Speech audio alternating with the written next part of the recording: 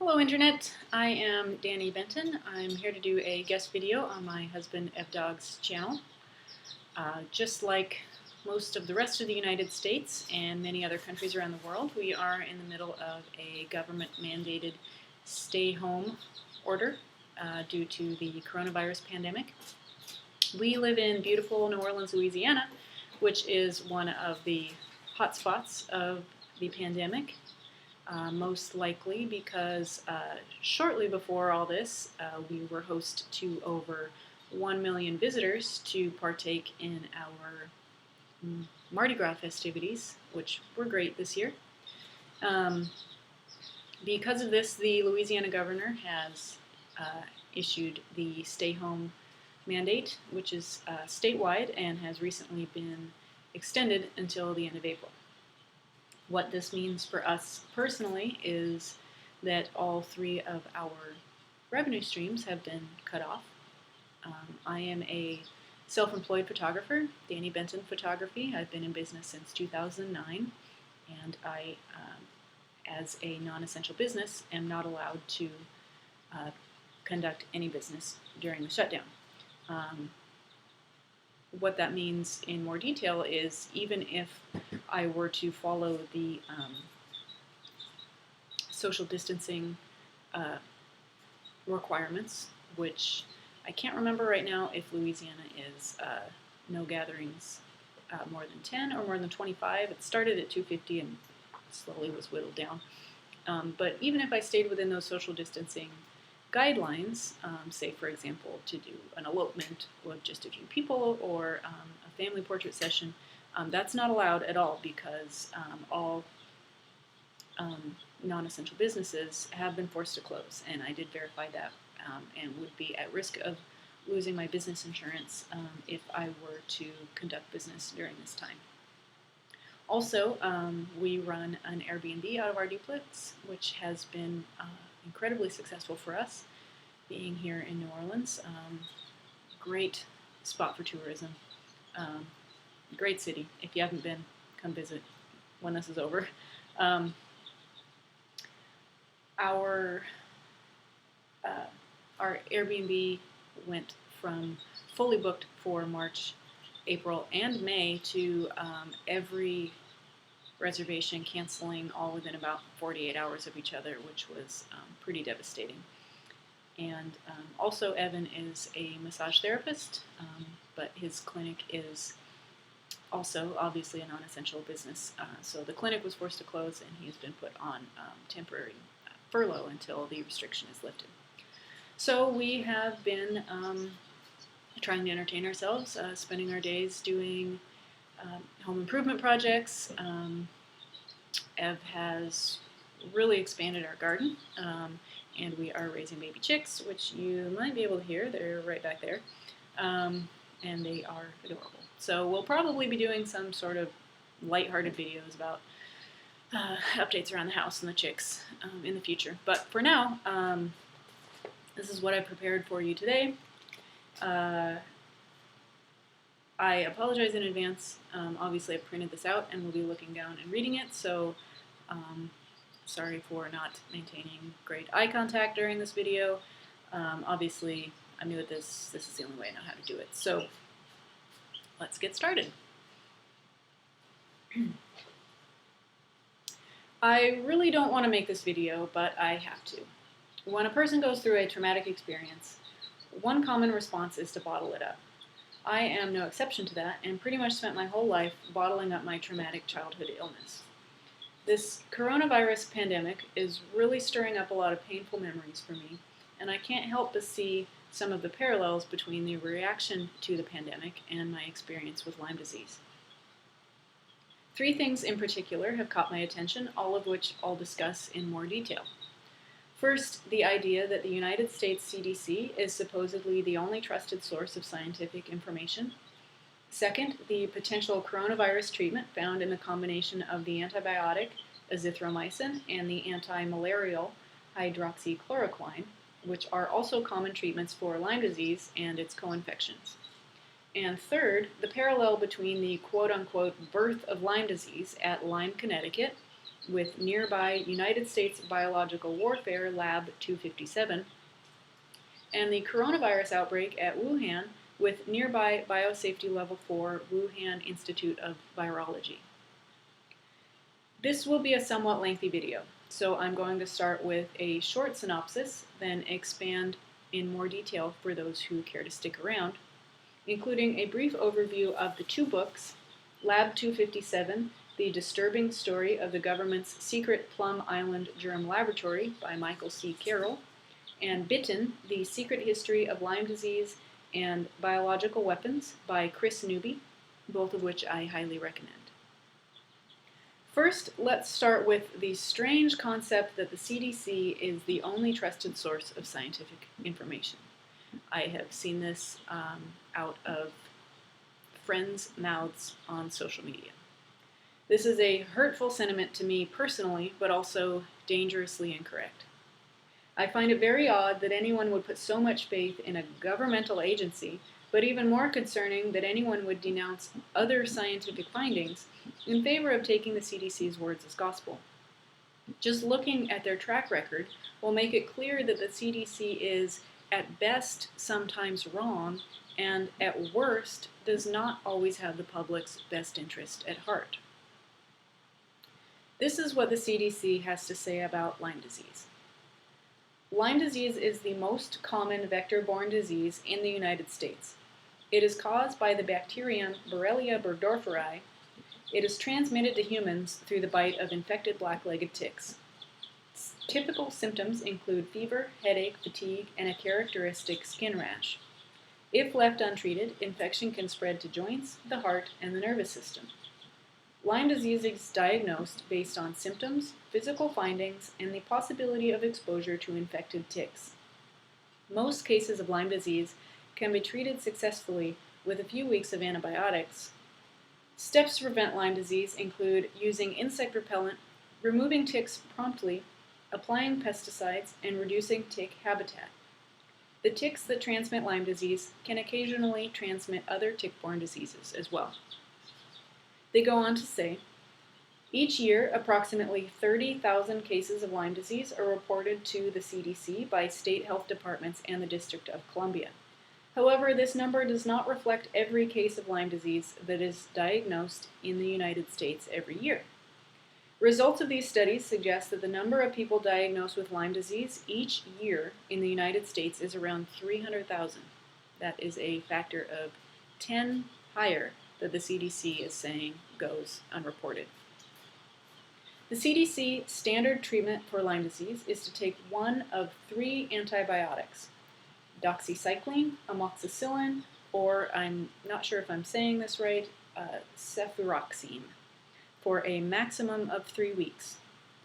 On their website there is an asterisk noting that recent publications suggest even shorter courses of treatment.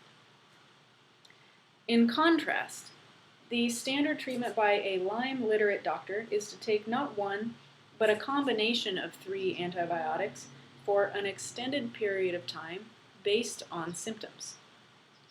A good, thorough doctor will also utilize alternative treatments to boost the weakened immune system, keep candida overgrowth to a minimum, and support the gut, which will inevitably be damaged by the antibiotics. And I would like to add that I'm only in support of antibiotics use when absolutely necessary, and this is one of those necessary times, unfortunately. It is of particular interest that the CDC invented a phenomenon they call post-treatment Lyme disease syndrome. Their website states, although most cases of Lyme disease can be cured with a course of oral antibiotics, patients can sometimes have symptoms of pain, fatigue, or difficulty thinking that last for more than 6 months after they finish treatment. This condition is called post-treatment Lyme disease syndrome. They go on to say, why some patients experience post-treatment Lyme disease syndrome is not known, and unfortunately, there is no treatment for post-treatment Lyme disease syndrome. It's obvious there is no proven treatment for post-treatment Lyme disease syndrome because it doesn't exist. Clearly, it is just inadequately treated Lyme disease continuing. The CDC reminds you, in a very friendly manner, if you are considering long-term antibiotic treatment for ongoing symptoms associated with Lyme disease, please talk to your healthcare provider about the possible risks of such treatment. Thank you.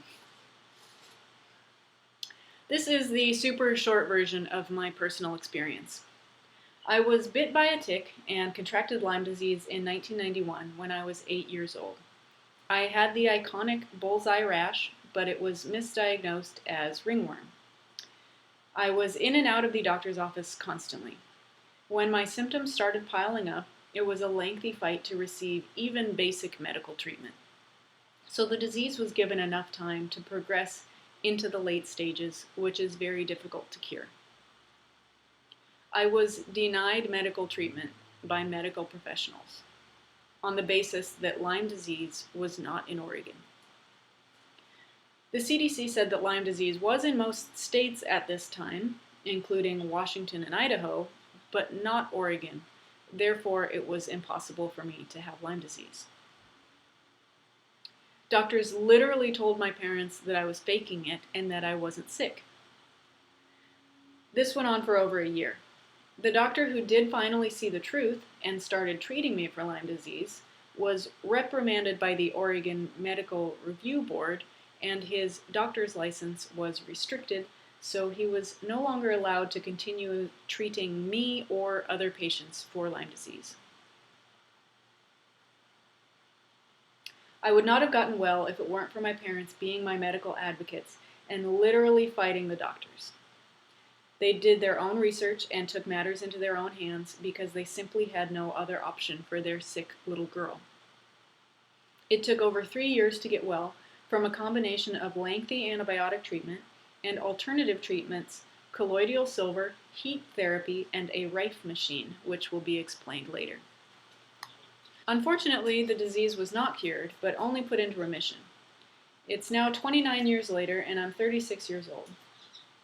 In 2018, I received a positive Lyme disease test, as well as a clinical diagnosis for 2 other tick-borne disease co-infections, babesiosis and Bartonella. I found a Lyme-literate doctor here in Louisiana and have been back on treatment since then. I was treated for the co-infections with a parasite cleanse, including atovaquone and an anti-malarial drug, Malarone. My symptoms are slowly regressing, with a combination of 3 Lyme treatments not approved by the CDC. I'm on a total of 3 long-term antibiotics, azithromycin, doxycycline, and metronidazole. My doctor changes them periodically when progress hits a plateau. Other antibiotics have been clarithromycin, cefuroxime, and a few others.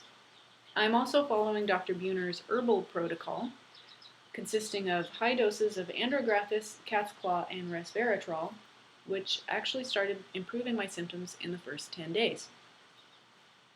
And I recently started treatment of disulfiram, which is actually a medication used to treat alcoholism, but was also recently found to kill Lyme disease bacteria in a laboratory setting. It stops your body from being able to digest any sort of alcohol, so you basically get a terrible, terrible hangover reaction to even the slightest amount of alcohol, which unfortunately also includes things like vinegars and other things that digest in your body like an alcohol, so I have to be very careful about what I eat. This is a picture I took while laying out my pills for the day.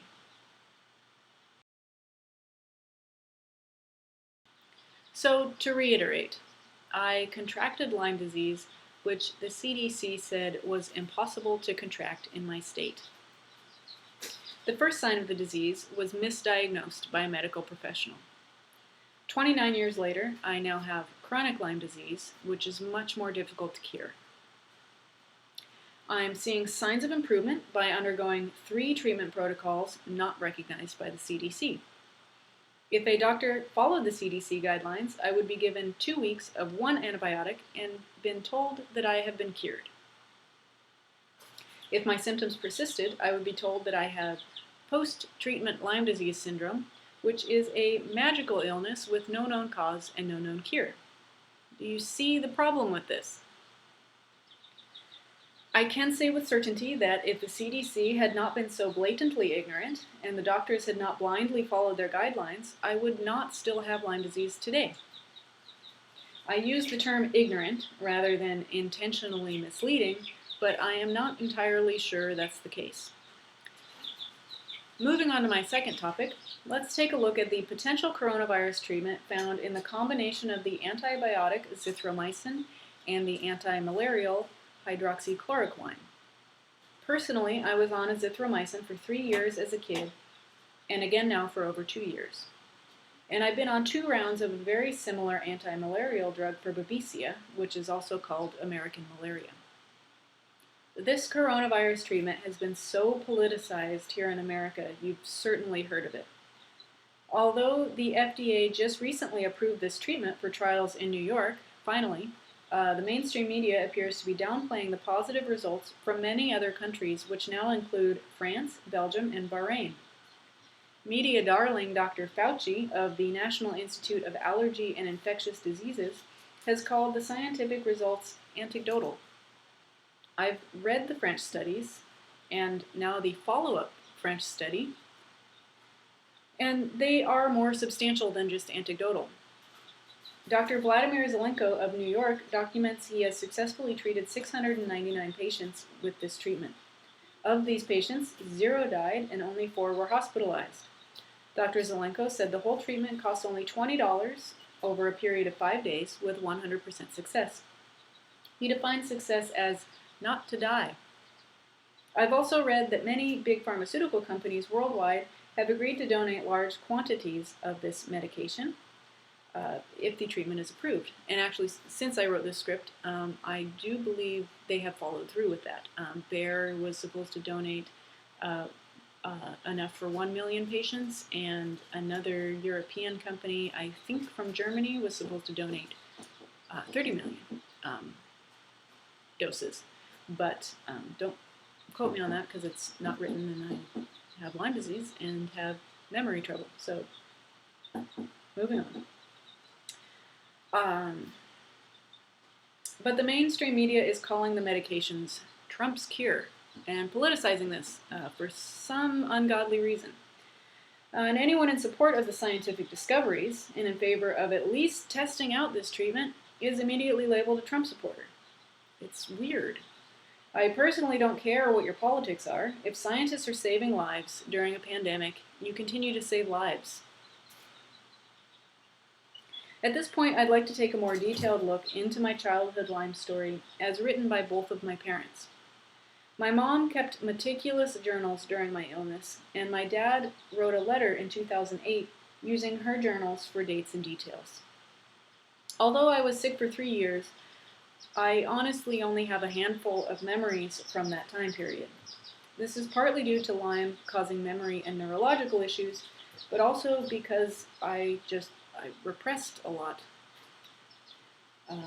I've gone through great lengths through counseling and journaling to bring some of those memories back, but most of them are just lost. The best source of information I have to go from is this letter from my parents, and I would like to share that with you now. Danny contracted Lyme in the summer of 1991, we think while jet skiing at Foster Lake. She had the bullseye rash on the back of her leg that lasted for months. Mom took her to the doctor a number of times, and he thought it was ringworm or poison oak. They gave her a cortisone cream that did nothing. The rash would fade, then when she got in a hot bath, would come back crimson. Her symptoms started with flu-like symptoms. She got a flu that she never got over, which is a common sentiment among Lyme patients. Then, numerous other symptoms started appearing. The obvious ones were knees and elbows, red and swollen and hot to the touch. I can't stress enough that the knee pain was debilitating, and it's actually one of the most common early symptoms with children. She had a headache that was constant, like a migraine. She was sensitive to light, sound, and movement. You could tell when she had a headache just by looking at her. You could see the pain in her eyes. We never had to ask when she had a headache. Children don't really get migraines like this. She had to stay in the dark, She had no energy, slept all the time, lack of attention span, earaches, hands and feet hurt, stabbing pains throughout her body. Her joint pain got so bad she couldn't get up and down the stairs. She barely made it through the 3rd grade. Her teacher was Miss Clayton, who was wonderful. Erin was a stay-at-home mom and often volunteered in Danny's school. Miss Clayton took Erin aside a number of times to discuss Danny's decline. In a few short months, she had gone from a very attentive, bright, straight-A student in the TAG program for talented and gifted students, active in school sports, to a tired child who always had a headache and trouble concentrating in class. Danny often wore shorts and skirts to school, and Miss Clayton noticed the lingering bullseye rash on her leg. After some time, Miss Clayton even offered to go to a doctor appointment with them to tell the doctor just how sick Danny really was. Other teachers started pulling Erin aside as well. It should be made clear that she was not home from school just whooping it up and playing video games. She was very ill. She would lie in bed or on the couch, but couldn't even watch TV because of her pain and headaches. One of the many pediatricians we took her to flat out told Erin that Danny is obviously a very smart girl and she's pulling the wool over her parents' eyes. She is not sick. After a parade of doctors at Kaiser Permanente and endless blood work for tests that basically showed nothing. Christmas break of 1992, she was very sick. She had a bad ear infection and was put on Augmentin, which gave her a major Herxheimer reaction. But at the time, we didn't even know what a Herxheimer was.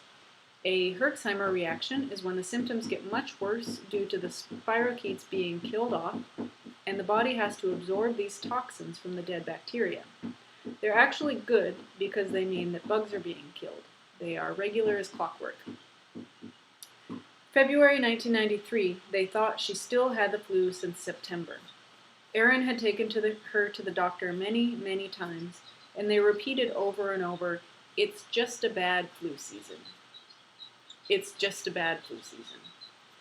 Erin would point out that nobody else in the family had been sick, and you keep telling us that Danny has had the flu for over 6 months now. You don't have to be a doctor to see that that's not right.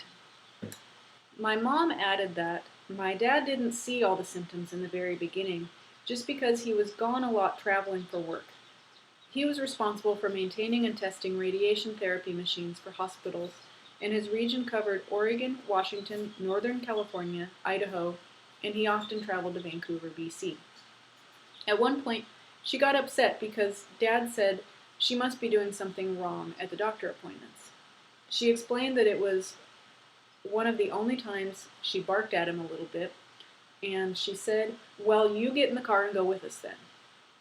Sure enough, the doctor appointment was unproductive and they left once again with no treatment.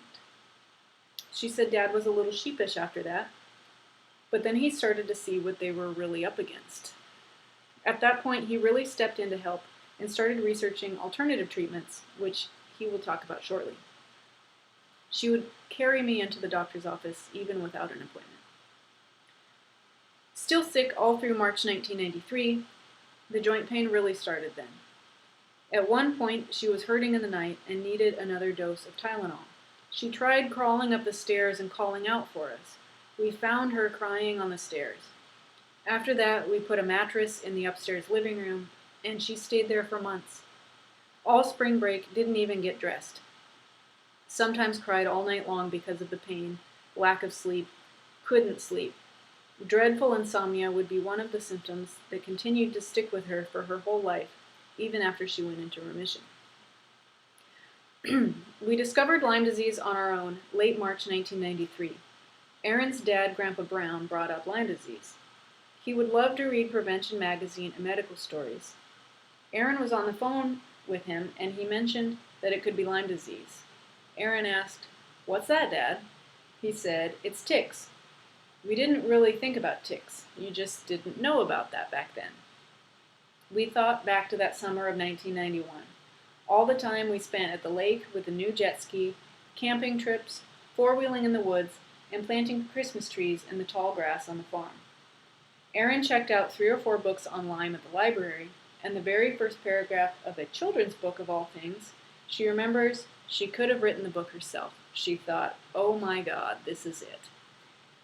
This was in the very beginning of the internet, so not many people had it yet, but we did. We researched Lyme support groups, called people, signed up for support group newsletters printed on paper in the mail. Of course, we wanted tests immediately, and they were eventually done, but nothing conclusive, and the doctors didn't think it was Lyme. She didn't test positive for Lyme at that time, but the tests are notorious for being faulty. Her symptoms were really starting to stack up. Very bad chest pain. Doctors would check her lungs and find nothing. They would say her lungs are clear and just push you out the door. Over and over. Big toe joints hurting, spine pain. Around this time, she saw a kitty that did not exist and got up to chase it, and I knew then we were in big trouble. Around this time, Erin read an article about Munchausen syndrome by proxy, which is what they call the mental illness when a parent thinks their child is sick, but they're not. She'd never heard of that before and said it was like she'd been hit in the face with cold water. She thought, oh my God, that's what they're going to think this is. Danny is truly ill and they're going to blame me. It scared her to death. Danny was finally tested for Rocky Mountain spotted fever, another tick-borne disease, and Epstein-Barr virus, which most Lyme patients test positive for, and both tests came back positive. Erin specifically remembers getting the phone call from the doctor at Kaiser Permanente, the same doctor she had been fighting with for so long at this point, who sheepishly told her the positive result. I told you, she yelled into the phone. I told you it was a tick, to which the doctor did not respond. Danny was prescribed 2 weeks of tetracycline and nothing more. This was, and still is, the CDC standard of treatment. Of course, it didn't help. That April, we moved on from Kaiser Permanente to Dr. C in Vancouver. She suspected juvenile rheumatoid arthritis. We didn't get very far with this doctor. Late April 1993, we found the wonderful Dr. B, who started her on the road to recovery. We found him based on someone's recommendation on a Lyme disease support group phone call. First, he prescribed clarithromycin and Septra DS. Then we moved up to the big gun of Azithromycin. Those are all antibiotics. After 6 weeks of being on this really good antibiotic, which crosses the blood-brain barrier, she had a major Herxheimer. By then, we figured out what they were, and even though she got sicker for a time, it was a good thing. After this, it was a slow crawl back to feeling good. Her symptoms dropped from 40 down to about 4. We had our little girl back, but now we were dealing with paying for all of this out of our pocket because the doctors did not even think Lyme disease was in Oregon. The tests they knew were totally useless. They would not even prescribe antibiotics to her because it was not part of their pharmacopoeia. The insurance would not pay, and we had a hard time getting the medicine. I eventually ended up having to make numerous trips to Mexico and smuggling out 6 months of Azithromycin for her at a time. It was $8 a pill up here and about $4 a pill down there. Luckily, I never got caught. The godsend, Dr. B, was hauled in front of the Oregon Medical Review Board, and he had his license limited. He could no longer see any Lyme patients at all. This was a big low point of the whole thing, as I had confided in him about the Rife therapy and the heat therapy that I will discuss in detail in just a bit. If it wasn't for Dr. B, I'm not really sure that things would have turned out as good as they did. We had her on antibiotics for basically about 3 years. We tried to wean her off them several times, and each time she would slowly relapse, so that after just 2 to 3 weeks of no antibiotics, she would have the majority of her 40 symptoms back. Within a month, we would be back to square one. We would then get her back on them, and it would be a slow crawl back to feeling good again, along with the right-on-schedule Herxheimer reactions. Danny was homeschooled for 4th grade with the help of another wonderful teacher, Mrs. Brandt. They made it through most of the year with Mrs. Brandt preparing a weekly packet of homework assignments that Erin would bring home for her to complete. Towards the end of the school year, the school administration found out about this and put a stop to it. We didn't know that they hadn't known about the arrangement. They were probably upset because when Danny was not counted in attendance in class, they weren't getting paid for her. They instead provided her with an in-home tutor who was terrible. She insisted on coming certain days of the week at certain times, and inevitably Danny wouldn't be feeling well during those times. She would make her do activities that were just too strenuous for a sick kid. During the summer of 1993, I made a trip to Vancouver, Canada to a professional Lyme conference. I saw moving pictures of these creatures killing and drilling into healthy cells. It was horrible to see, just generally being destructive. I met Dr. Willy Bergdorfer, the discoverer of Borrelia burgdorferi. He was then probably in his 70s. I do not know if he is still alive. He's not. He was working then at Rocky Mountain Laboratories as a pure researcher. He was not real pleased that his name was going to be connected to this awful germ for all time to come. I met Joseph Burrascano, I'm not sure if I'm saying that right, then the leading doctor of Lyme disease from Long Island, where Lyme is an epidemic now. He was just starting to be investigated, and the investigation took over a year and a half, but he was finally exonerated, and the New York board said there was no wrongdoing in the way Dr. Burrascano was practicing medicine, and today he is still the leading doctor in the world fighting this horrible disease. Some people consider this man a saint, and you can count me among them. So, during this 3-year affair with antibiotics, lots of stuff happened. One major thing is, long-term oral antibiotics is a double-edged sword. You can get a really bad yeast buildup called candida, and if they penetrate the stomach lining, you can get a serious systemic yeast infection. Fighting off the yeast can be harder than fighting spirochetes. You have to sustain from all sugars, eat lots of yogurt and probiotics to replace the good bacteria in your stomach lining that is being killed off regularly by the antibiotics.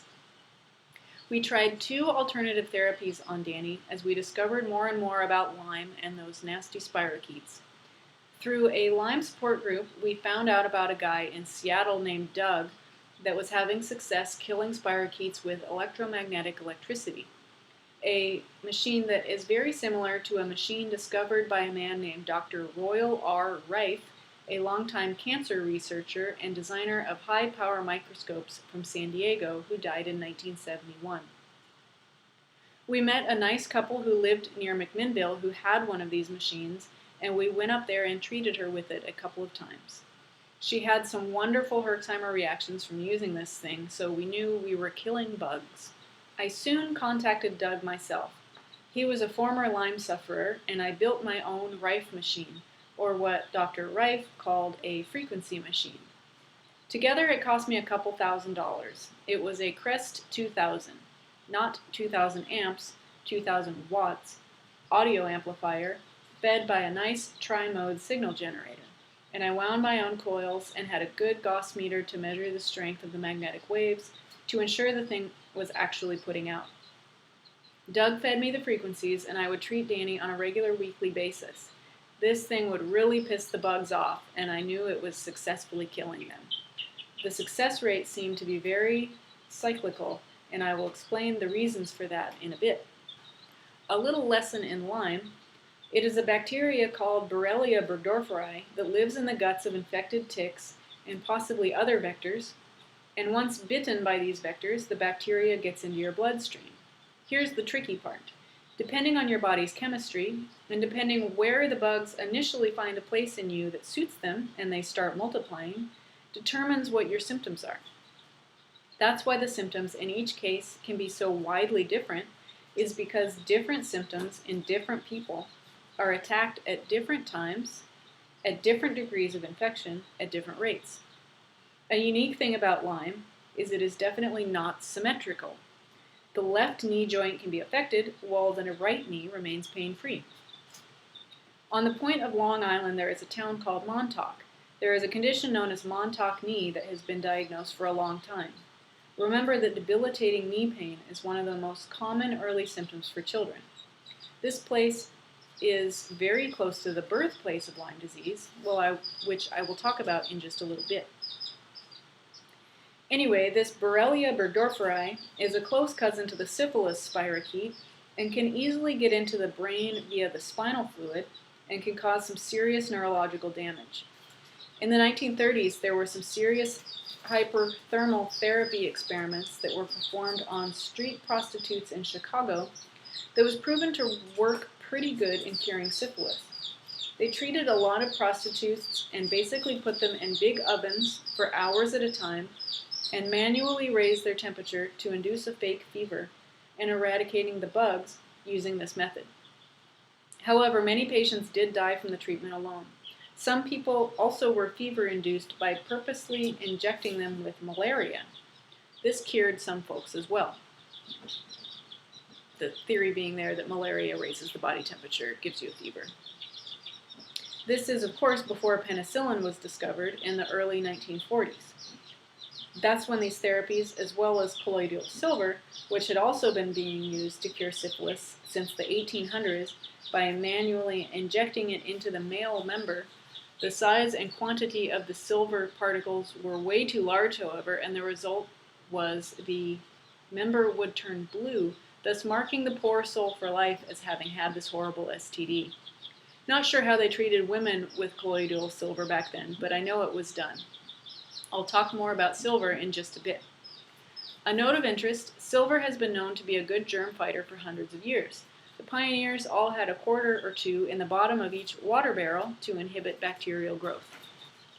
When I was treating Danny with my homemade Rife frequency machine, I noticed this strange phenomenon, where there would be several months where the treatment did not seem to be doing anything, then suddenly she would have a major Herxheimer, and I would know that I had done something. If nothing else, I thought I was at least pissing the bugs off and getting them to move around and getting them to emerge from the cells and into her bloodstream where the antibiotics could get at them better. But I now know a better reason for this well-documented phenomenon is because the life cycle of this bacteria is very long compared to normal germs like Staphylococcus and such. These normal germs replicate every few hours, where, if I remember right, Borrelia burgdorferi is thousands times longer than this, and the antibiotic and the Rife machine has to bombard the bug when it is replicating to be extremely effective. This explains the cyclical nature of Lyme that many sufferers see and experience but cannot explain. Danny's 5th grade teacher was not very friendly and not willing to work with us. She objected to the idea of Danny attending half days. Because of this, she missed a lot of 5th grade, or when at lunchtime anyways. She was sent to school with clear instructions that if she started feeling too bad to come home. Aaron gave her permission to just walk out of the classroom and go to the office to call her mom. She said, if that old bat won't let you out of the class, you just walk out. But Danny toughed it out. As we continued with the Mexican Azithromycin I was smuggling over the border, I also spent about $3,000 and bought a Swedish-style sauna. I tried my best to cook them out of her. I did get some good Herxheimer reactions with this method, so I know there is something to it. Danny didn't really like doing this therapy, though, and it was hard on her. Things were finally starting to look up, and she was continuing to feel well enough to be a fairly normal kid, but we still couldn't wean her off the antibiotics. We continued with antibiotic therapy, Rife therapy, and sauna.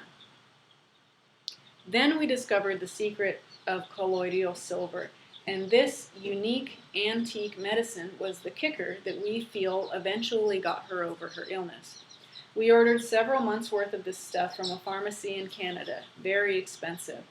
The size and amount, parts per million, of the silver particles are very important, and I had it tested at an outside lab to ensure its quality. The particular brand we got was called Silver Invive Revive. To look at the stuff with the naked eye, it looked like tap water. She would take a spoonful sublingually, which is under the tongue, twice a day. I think they recommended about 4 months of treatment, but I think we had her on it for about 9 or 10 months. This stuff was a godsend. We got some excellent Herxheimer reactions. It seemed to help a lot with the ever-present candida overload problem and seemed to greatly improve her overall health in a matter of a couple months. Interesting to note, We tried ordering some silver again from the same Canadian pharmacy many years later, and it seemed to be a different product. Then we suspended the Rife therapy and the sauna therapy, weaned her off antibiotics successfully. We kept her on silver for an additional 3 months or so. Around the late spring or early summer 1994, Erin remembers the day that Danny came bounding up the stairs proclaiming that she felt really good today. We had our little tomboy back. We tapered her off silver, and she has been in total remission since then. I would like to note that I believed I was in remission at the time this letter was written, which was in 2008.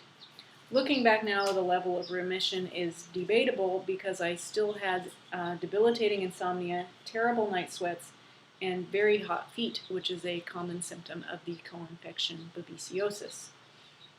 If you asked Abe, who was my husband at the time, he can attest to how terrible it actually was for me during that time of my life.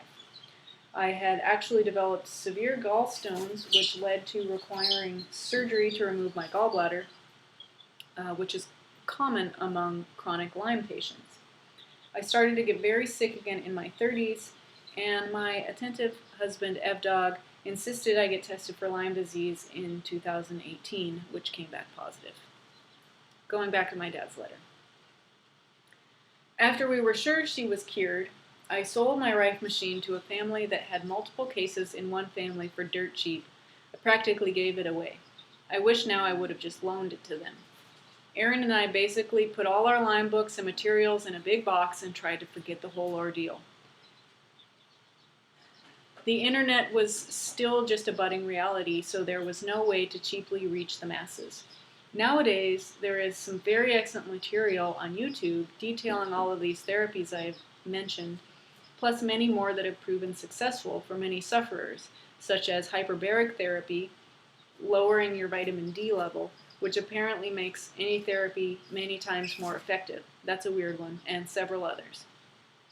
This continues to be a very controversial and political battle, with insurance companies refusing to pay for treatments due to cost, the CDC and Alan Steer's worthless group, Epidemic Intelligence Service, releasing guidelines stating that 4 weeks of doxycycline can cure you, which, if it is caught instantly and treatment is given immediately, can cure some people. But if you're unfortunate enough to go undiagnosed for a year or two, the bug has such a hold on you by then that you're going to be dealing with a chronic condition. You have doctors who are routinely prosecuted and having their licenses restricted or revoked for, quote, finding too much Lyme disease and for prescribing too many antibiotics. Most good Lyme sympathetic docs are suffering with it themselves. You have parents dealing with overworked school systems in very endemic and epidemic areas, such as parts of Long Island and Connecticut, trying to get tutors for their kids who just can't make it to school. You have patients driving thousands of miles just to find a doc who will allow them to get the medicine. It is a true medical nightmare, and unfortunately it is only getting worse. Now the scary part. Lyme disease was weaponized on Plum Island, which was a top-secret military compound operated by Fort Detrick, Maryland, the Army's official germ warfare facility. It is just off the eastern tip of Long Island. It was ran by a German scientist named Dr. Erich Traub, who was brought over to the U.S. just after World War II during Operation Paperclip. Dr. Traub, I'm not sure if I pronounced that right. He picked this island specifically, and it had at least 6 armed guards roaming the island at all times. He had an island off the coast of Germany he had been doing deadly biological experiments at during World War II. This deadly bacteria was injected into ticks that were then fed on animals that were held in pens out in the open. They did successfully infect their host. The ticks were accidentally or intentionally freed from the island, possibly by migrating birds who fly freely up and down and use this island on their migratory flights. It is very interesting to note that directly across Long Island Sound is a tiny hamlet by the name of Lyme, Connecticut, which just happens to be the U.S. government's official birthplace of Lyme disease. In 1975, a whole passel of local kids came down with infantile paralysis. Coincidence? I think not. This germ has been weaponized by the U.S. government to be used as a weapon during the long Cold War. It was intended to drop these ticks from an airplane, incapacitating the population and their food supply as well. More diabolical than September 11th, in my opinion. Please read Lab 257 by Michael Christopher Carroll. That's the end of my dad's letter. I literally couldn't have said any of that better myself because I just don't have the memory of most of that, and I am so thankful to have this written in both of my parents' own words. I can hear my dad's voice as I read his writing. As you can tell, my mom was very attentive to my care, and I honestly don't know what would have happened if she wasn't a stay-at-home mom. Also, you can tell Dad was a very intelligent man and well-versed in conspiracy theory, both of which are just two of the many things that I love about him. I don't know where I would be if my parents hadn't fought the medical system tooth and nail on my behalf. This brings me to my third and final topic, which is the fact that both outbreaks curiously have a high-security biological facility in close proximity. This is also a heavily politicized topic. Countless articles will say one of two things. Either a laboratory leak is plausible, or there is literally absolutely no way a laboratory leak could have caused the outbreak. I don't need to link to these articles, you can easily search for them yourself. Wuhan is home to the Wuhan National Biosafety Laboratory of the Chinese Academy of Sciences, which opened in 2015 at the Wuhan Institute of Virology. It is one of only 2 bioweapons labs in China, and the only Biosafety Level 4 lab, which is the highest level. According to Wikipedia, which I know is not a great source of information, but is at least reputable enough for dates and places, says, scientists express concern of previous escapes of the SARS virus at Chinese laboratories in Beijing and the pace and scale of China's plans for expansion into Biosafety Level 4 laboratories.